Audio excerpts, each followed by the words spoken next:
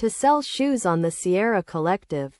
Start by opening a web browser and navigating to the website vestiairecollective.com, which can be identified by its logo and the tagline, "Buy and Sell Designers Secondhand Fashion." Once on the site, locate the search bar and the Sign Up and Sign In options. Then enter your email and password to access your account. From there, you'll see various options, including Sell an Item, Your Profile, Your Favorites, Your Notifications, and Your Vestiaire Collective Shopping Bag. To sell shoes, select the Sell an Item option. Then choose the category, women's, men's, or kids wear, and the item type, which in this case is shoes.